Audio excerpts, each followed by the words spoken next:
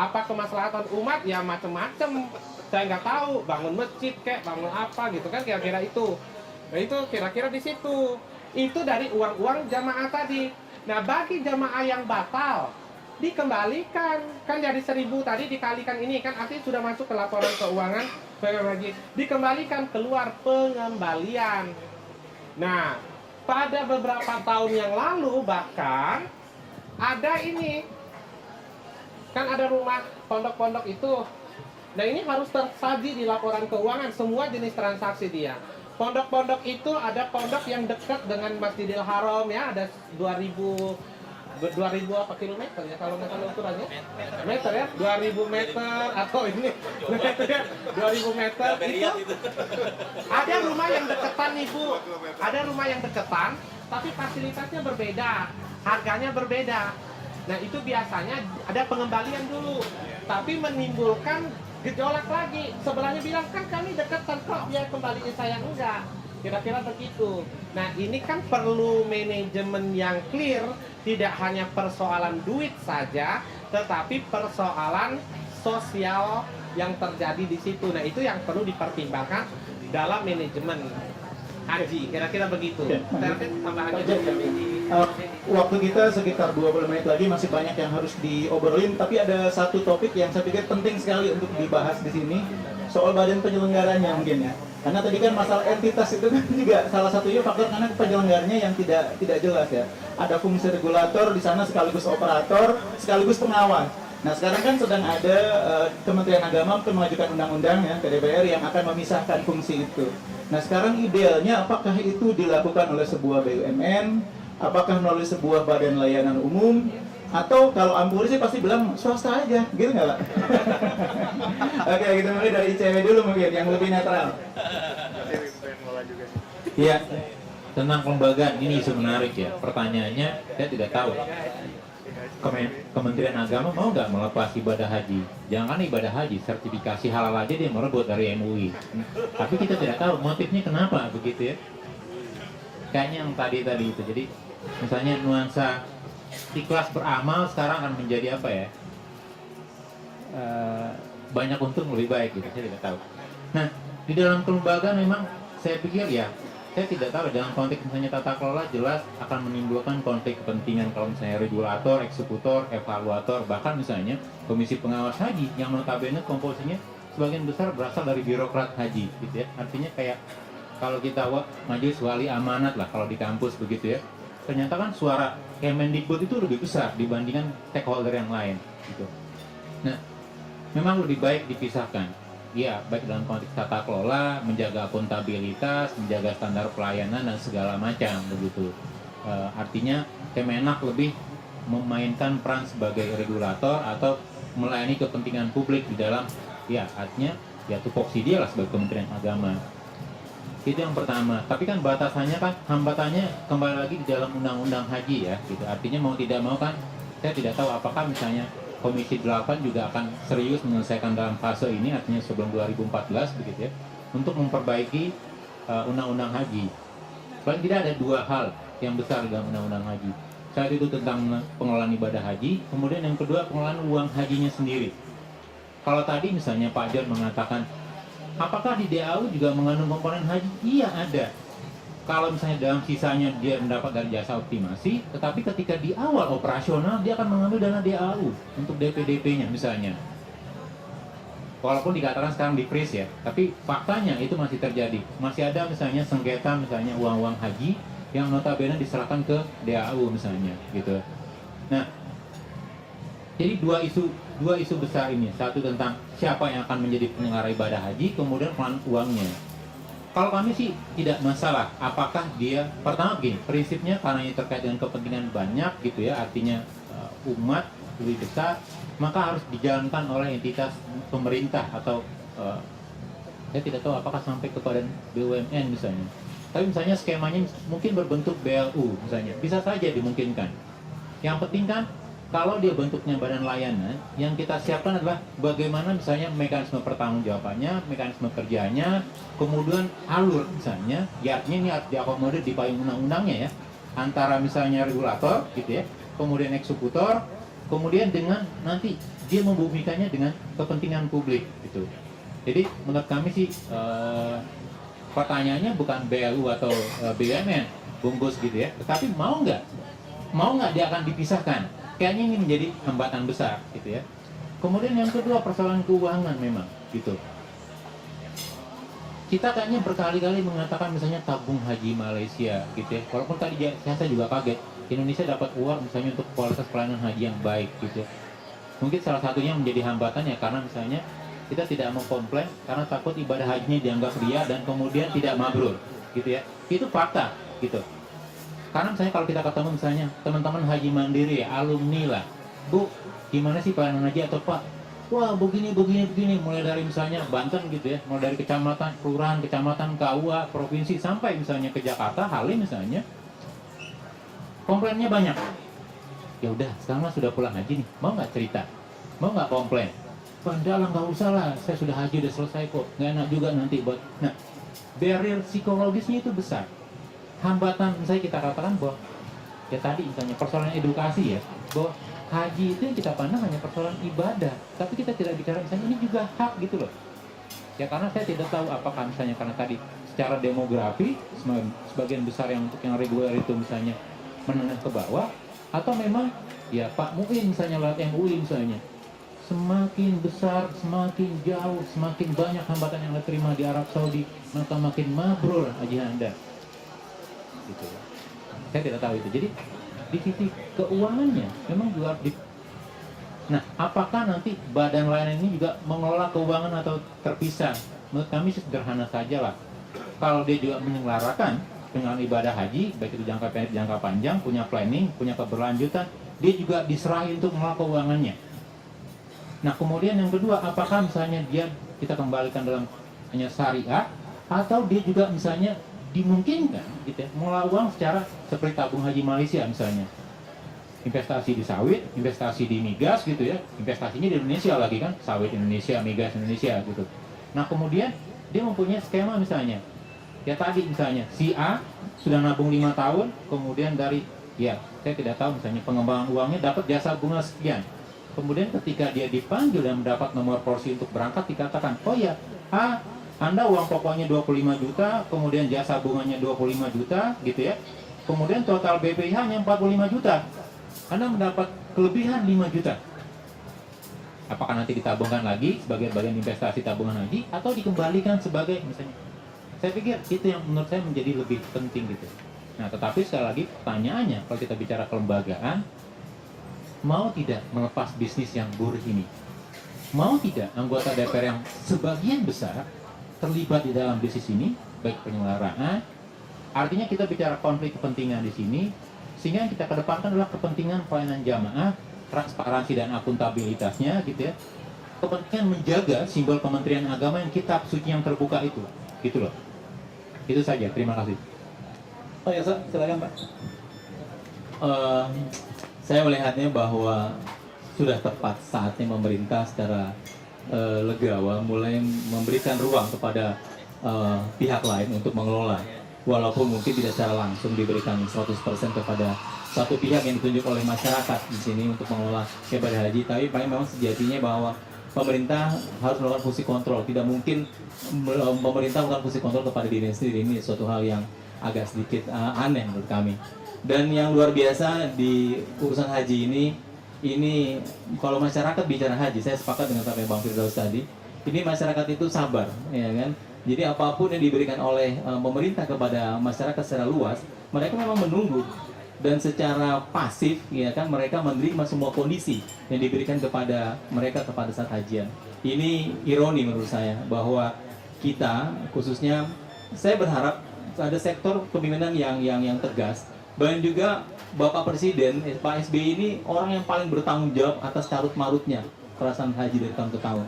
Jadi masyarakat itu berhak mendapatkan pelayanan yang purna ketika mereka beribadah ke tanah suci. Bisa dibayangkan bahwa kita melihat, saya terus terangnya pelaku aktif karena memang Allah berikan kemudahan, kita lihat langsung gitu, bertahun-tahun memang terjadi peningkatan.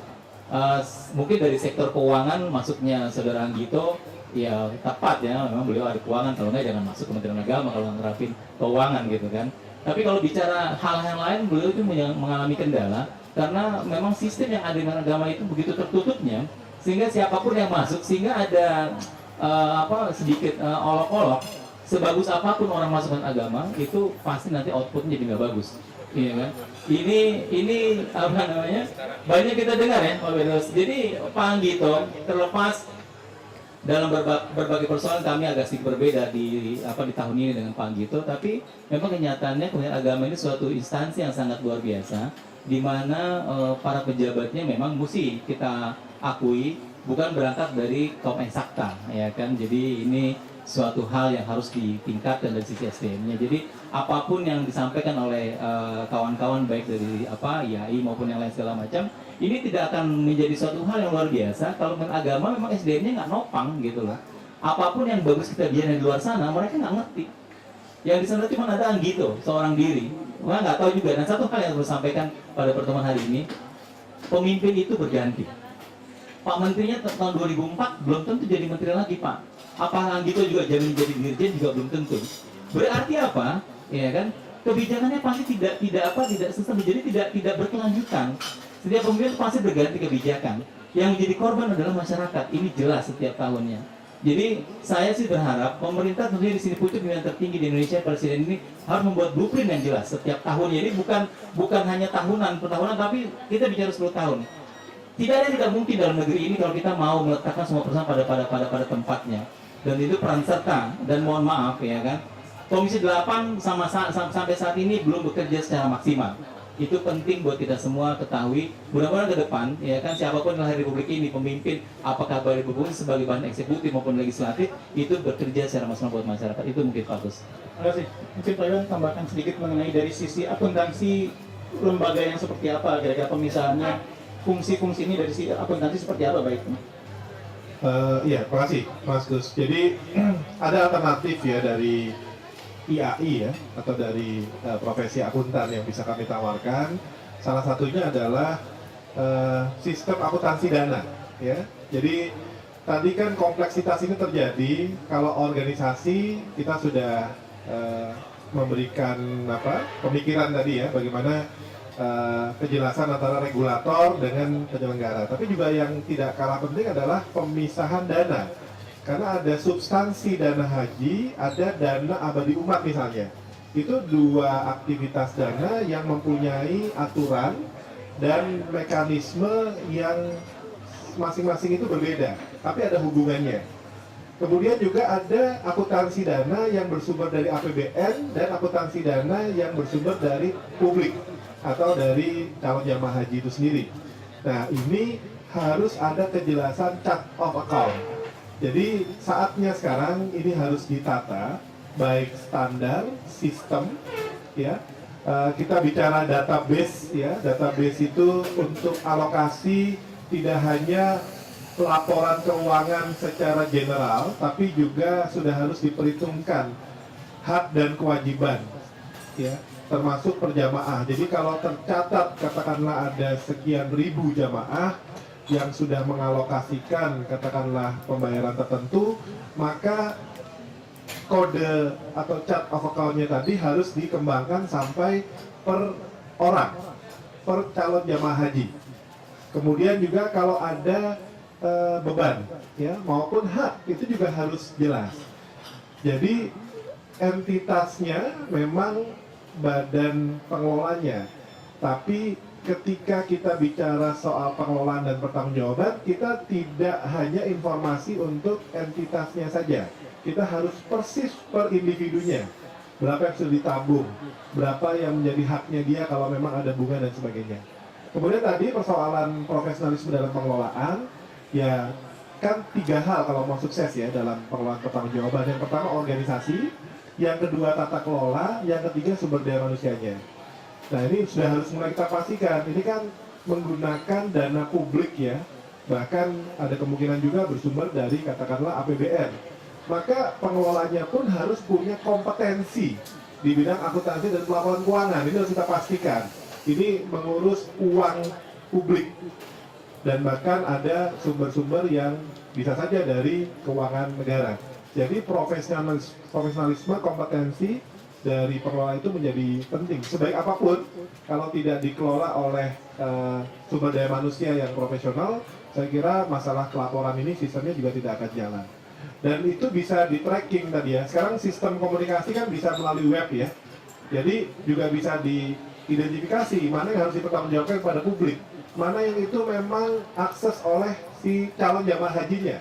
Kan bisa melalui sistem informasi sekarang ya. Nah ini sudah harus mulai diubah lah ya. Kalau tidak kita ubah cara mengelola, cara standar dan sistem ini, maka permasalahan ini akan terus menjadi persoalan ya, tidak hanya di pertanggungjawaban, tapi dalam mengelola secara efektif dan efisien operasional dari haji itu sendiri. Saya kira itu bungkus. Terima kasih. Pak Jun, tambahan? Iya. 3 menit lagi Pak Jun. Iya. Yang pasti kita tadi saya sudah bilang bahwa ada entitas atau organisasi paham proses bisnis atau seluruh kegiatan dari awal sampai akhir, dan yang ketiga adalah waktu yang clear. Nah, terkait dengan organisasi atau entitas tadi, saya ingin katakan mau bentuknya BLU, mau dikelola swasta, BUMN atau pemerintah dalam hal ini Kemenak, itu kita perlu clearkan bahwa tidak hanya Kemenak terkait dengan penyelenggaraan haji. Kementerian Kesehatan urusan yang kesehatannya, Kementerian Perhubungan, kemudian Kementerian Luar Negeri untuk imigrasinya, itu semua terkait. Jadi satu paket, jadi tidak di satu kementerian saja. Kemudian kalau kita mau jadikan dia BLU, kita harus buatlah plus minusnya. BLU itu tetap dia adalah satker pemerintah. Jadi kalau dana haji tadi mau penyelenggara ibadah haji mau diakui dikelola oleh BLU, maka harus dana haji itu masuk APBN dulu. Masuk APBN. Jadi harus ada undang-undang atau PP tentang PMBP-nya.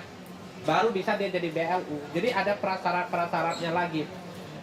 Kalau dia itu BUMN, apakah mau jadi kekayaan negara yang dipisah? Pertanyaannya, apakah dia terkategori kekayaan negara? Itu kan orang ada jamaah-jamaah.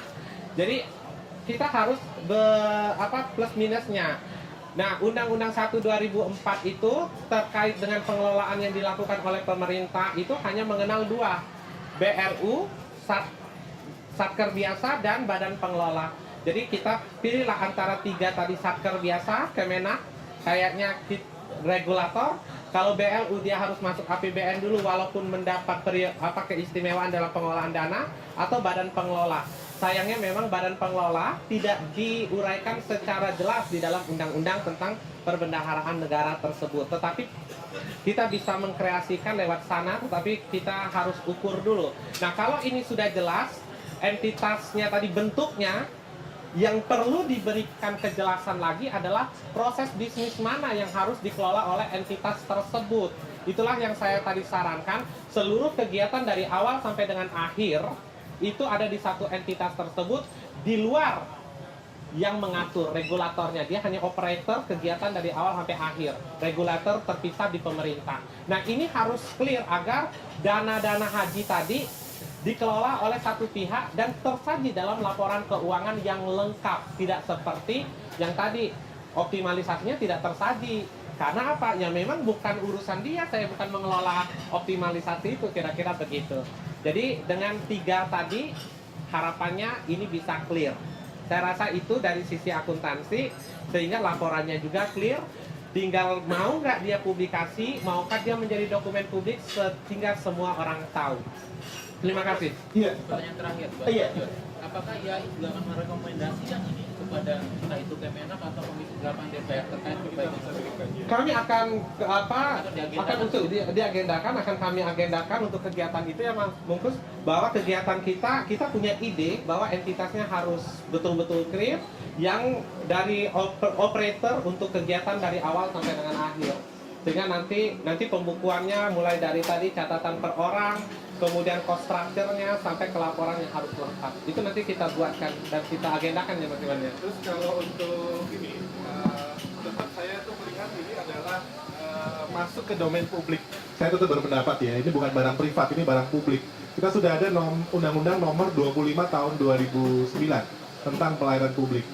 Bahwa nanti penyelenggaranya, ya, pihak badan nanti yang dibentuk kemudian bekerja sama dengan pihak swasta, nggak ada permasalahan. Karena di sini kan menyangkut warga kita, menyangkut tidak hanya urusan hajinya, bahkan soal kesehatan dan sebagainya. Kita ini resource-nya besar ya, cuma tadi bagaimana mensinergikan fungsi-fungsi kelembagaan yang ada, baik itu pemerintah maupun swasta dan bahkan masyarakat gitu ya. Kalau itu tidak kita optimalkan dengan standar sistem yang baik, maka akhirnya masing-masing jalan sendiri-sendiri. Itu problem kita sebenarnya. Oke, makasih Pak Iwan. Saya pikir masih banyak sebetulnya yang mau dibahas ya. Cuma sayang sekali waktu kita hanya sampai pukul 4. Cuma teman-teman jangan khawatir, hal-hal yang tadi belum selesai didiskusikan mungkin nanti masih bisa diteruskan sesudah sesi yang resmi ya. Masih bisa ngobrol-ngobrol lagi dengan Pak Iwan, Pak John, dari AI, Mas Firdaus, begitu juga dengan Pak Yasa. Saya pikir masih ada waktu. Saya mengucapkan terima kasih atas kehadiran rekan-rekan pers, rekan-rekan mahasiswa di sini. Jangan bosan untuk ikut dalam acara Ngopi Bareng Akuntan yang akan kita adakan pada setiap akhir bulan. Nanti teman-teman akan diundang pada sesi selanjutnya. Sekali lagi terima kasih dan mohon aplaus untuk para narasumber kita yang hadir hari ini. Terima kasih. Assalamualaikum warahmatullahi wabarakatuh.